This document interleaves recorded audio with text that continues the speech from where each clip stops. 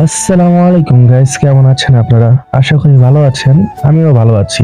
আর আজকে যাচ্ছি আমরা হসপিটালে। এই যে আমার বন্ধু সিরাজ, ওর জন্য।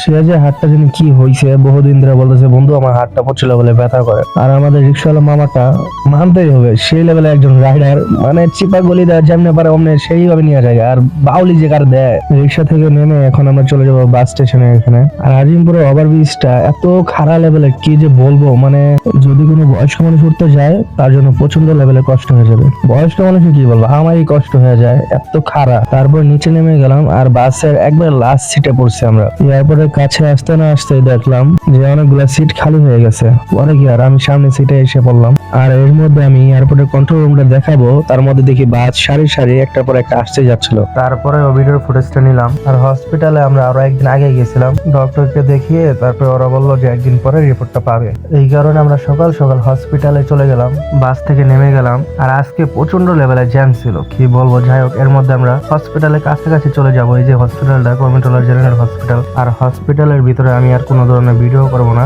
একেবারে বের হয়ে তারপরে ভিডিও করব। আর আমরা যখন এক্সরে রিপোর্টটা নিতে যাব, তারা বললো যে এখন আধা ঘন্টা দেরি আছে। এর মধ্যে আমরা পিছের দিকে একটু টাইম স্পেন্ড করতে গেছি, এর মধ্যে দেখি এই সুন্দর বিড়ালগুলা। আর ওদের মাঝখানে ওদের মাও ছিল, বাট আমাকে দেখে পালিয়ে গেছে। আর ফাইনালি আমরা রিপোর্টটা পেয়ে গেলাম। টানা 3 ঘন্টা পর এক্সরে রিপোর্টটা পাইলাম। আর এতক্ষণ সময় লাগতো না, যেহেতু আমাদের দুজন বন্ধু আরো আইছিল। প্রথম দিকে আমরা দুজন আসছিলাম, আমি আমার বন্ধু সিরাজ, পরে আরো দুজন বন্ধু আসছিল। ওরা আসার পরে ওরাও ডক্টরকে দেখাইছিল, এই কারণে আর বেশি সময় লাগছিল।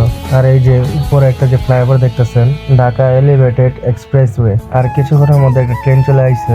আমি বন্ধুদেরকে বললাম চল কমলাপুর তো ঘুরে আসি। ওরা বলে কেউ যাবে না। আমি বললাম থাক, তাহলে আমি একলাই যাই। যখন আমি ট্রেনের ভিতরে উঠলাম, তখন দেখি তারাও আমার পিছে পিছে ট্রেনে উঠে পড়লো। ভাবছিলাম কমলাপুর যাব, বাট আমাদের বন্ধুর আরো কিছু কাজ আছে, এই কারণে আর পরে যাওয়া হয় নাই। এই কারণে ট্রেন থেকে নেমে গেলাম। পরে আমি আমার বন্ধুদেরকে বললাম চল তাহলে একটু সামনে ওদিক থেকে ঘুরে আসি।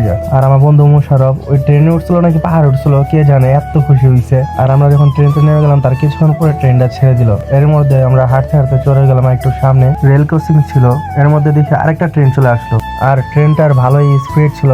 এর মধ্যে আমরা হাঁটতে হাঁটতে চলে গেলাম কুড়িল বিশ্ব রোডের ওইদিকে। আমি হঠাৎ একটা ট্রেনের শব্দ পাইলাম, পরে দেখি দূর থেকে একটা ট্রেন আসতেছে। আমি এদিক দিয়ে ট্রেনের ভিডিও শুট করতেছি, আর আমি ওই পাশে যাই দেখি আমার বন্ধু সবগুলো বসে আছে চুপচাপ করে। আর আমার বন্ধু বলতেছে সবাই লাইক এন্ড সাবস্ক্রাইব আর ফলো করে দিবেন। আর এখন আমার বন্ধু মুশারফকে বিদায় জানানোর পালা। ওদের বাসায় একটু ইম্পর্টেন্ট কাজ ছিল, এই কারণে ওরা চলে গেল। পরে ভাবলাম বন্ধু চল, পাশে 300 ফিট আছে, ওখান থেকে একটু ঘুরে আসি যায়। আমরা বিআরটিসি বাসের টিকিট কেটে চলে গেলাম 300 ফিট। আর আমি 300 ফিট এর আগেও আসছিলাম, বাট যখন রাস্তাঘাট কিছুই হয় নাই আমি তখন আসলাম, যখন এই 300 ফিটের রাস্তায় কাজ কাম চলতেছিল। আমরা যে জায়গায় নামবো ওই জায়গাটায় চলে আসলাম। এর মধ্যে আমরা বাস থেকে নেমে যাবো। আর এখান থেকে সবগুলো গাড়ি অনেক ফাস্ট, অনেক স্পিডে চলে। আর যেহেতু 300 ফিট আসছি, ছবি তুলবো না এটা তো হতেই পারে না। ছবি তোলার পরে দুপুরের লাঞ্চটা সেরে নিলাম। আর 300 ফিটে বেশিক্ষণ না থেকে বাড়ির উদ্দেশ্যে রওনা দিয়ে দিলাম। আর কুড়িল বিশ্ব রোড ফ্লাইওভার থেকে যে ভিউটা, ওটা অনেক সুন্দর, দারুণ লাগে। আর আমি যতবার এই ফ্লাইওভারটা যাই ততবারই আমার ভয় লাগে, যদি এটা ভাঙে আমি নিচে বইরা যাই তখন আমার কি হবে। আর দেখতেই দেখতে আমি আমাদের এলাকায় চলে আসলাম। আর যদি ভিডিওটা ভালো লেগে থাকে তাহলে সাবস্ক্রাইব এন্ড ফলো করে দিবেন। আল্লাহ হাফেজ। I love you.